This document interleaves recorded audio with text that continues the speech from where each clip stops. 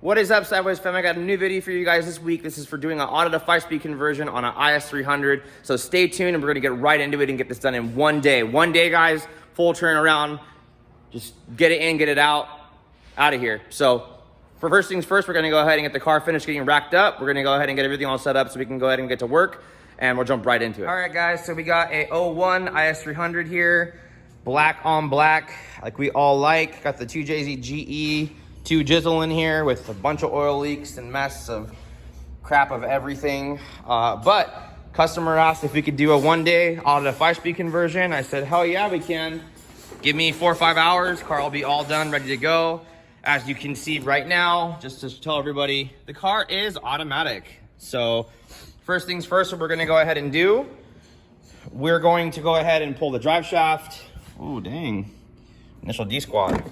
Pull out his 5-speed transmission and all his parts he has in his car and get all the goodies out. But this thing looks pretty funny. A little ratchet drift car.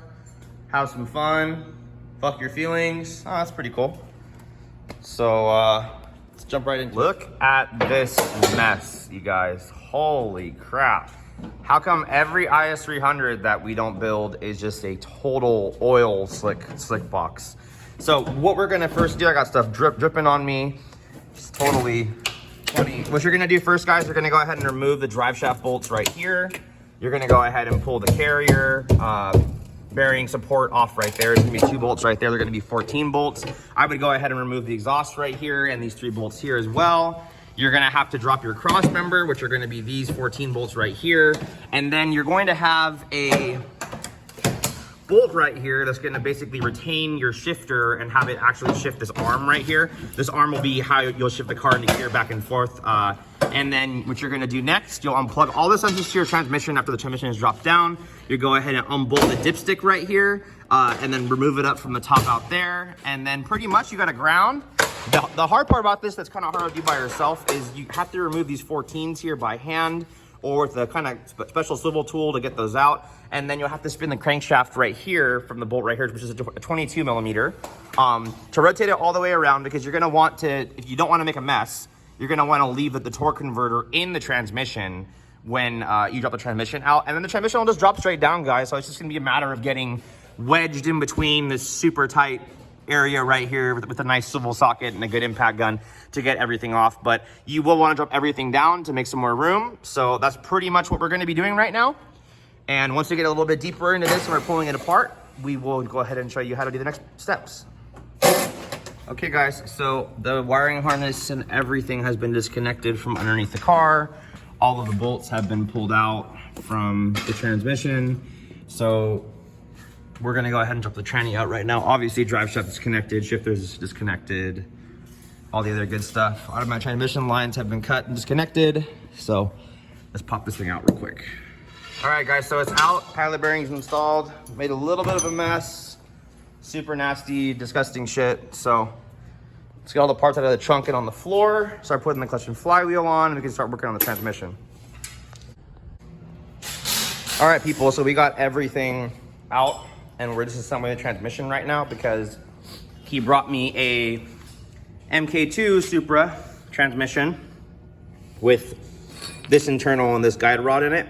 And we need to swap it to this one with this internal in order to have your standard Is300 housing shift from the bottom. So we need to break the rear of the housing off. As you see, we've removed the bolts. If you've seen any other videos, you've already seen me do this anyways, so I'm not gonna get too in depth with this, but you will have to separate the transmission from the rear, take it apart, slide all this stuff out, re-glue it, put it all back together, bolt the housing on, glue that on, and then you'll be ready to go for your shifter assembly and everything else to put in the car. So we're gonna do this real quickly, and then get the clutch and flywheel in and get right into putting all this in the car.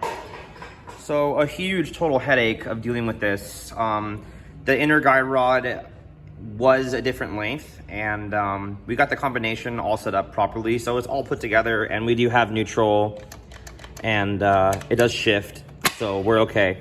The only thing that is a problem now is when you go to put the housing on, the housing now is hitting.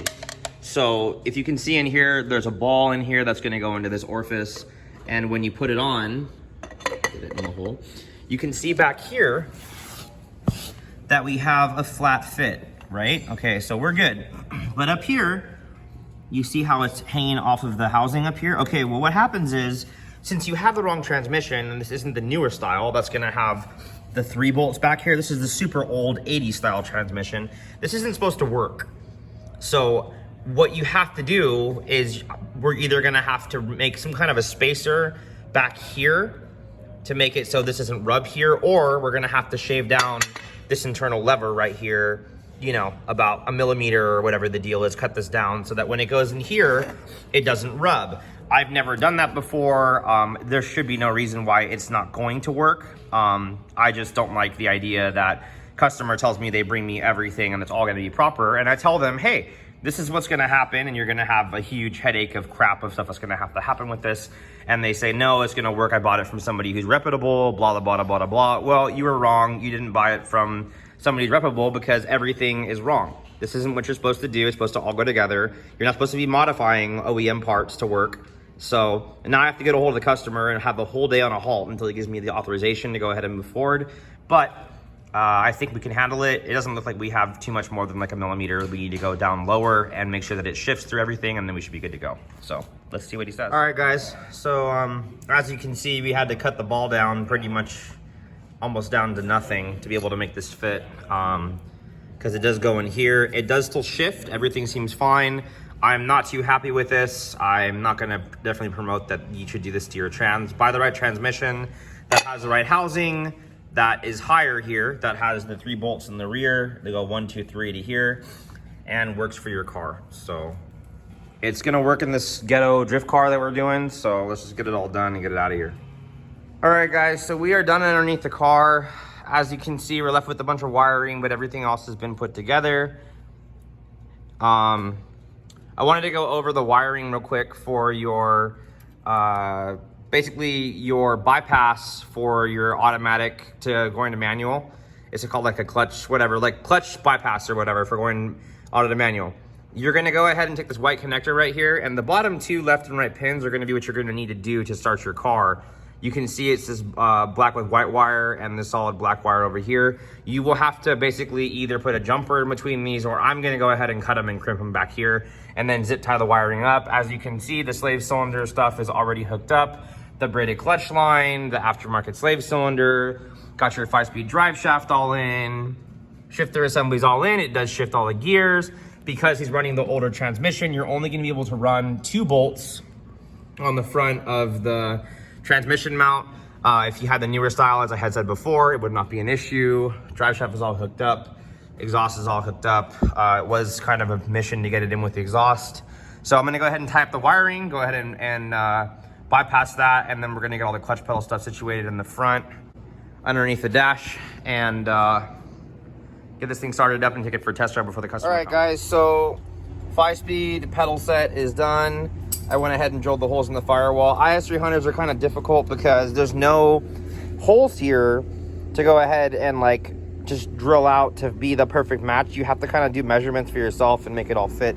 Luckily, we did the braided clutch line, so we won't need to deal with any of that. And then I just went ahead and cut his brake pedal to make it work. And this is all in. Everything's all going together how it's supposed to be. OEM master cylinder. His automatic shifter top piece ended up fitting, and it's in the middle. And everything's working. Speedometer's good to go because it's all ran through the multiplex system. The other brake pedal's back there. He said he was going to do it later with the OEM other piece that he has there. So he's on his way to come pick it up right now. This video was a little bit helpful to everybody who's trying to do this himself. We have a lift and a lot of parts here, so a lot of tools and stuff to get it done. So in one day, it's not really a big deal to complete a job like this. It was a lot of work. I'd say we started at about 8 o'clock, and I mean, it's about 6 o'clock right now. So, you know, a lot of time to get it done. Underneath the dash, I think Sage spent about 2 hours just trying to get all that situated. We had transmission problems, trying to get all of the housings and everything put together with the correct linkages and everything for what the customer had. It was not the right stuff. So make sure, you know, if you're going to buy something, either buy a W58 that's already the right length, that's going to fit, or just buy an Is300 complete 5-speed set out of a car that already had everything, and it'll all go together with way less time. I would recommend anybody who's going to be doing this buy aftermarket flywheel like we installed, aftermarket pressure plate, aftermarket disc. This is ACT with the competition flywheel. That's pretty much what we just saw to all our customers too, so you should be good to go. And yeah, so till next time.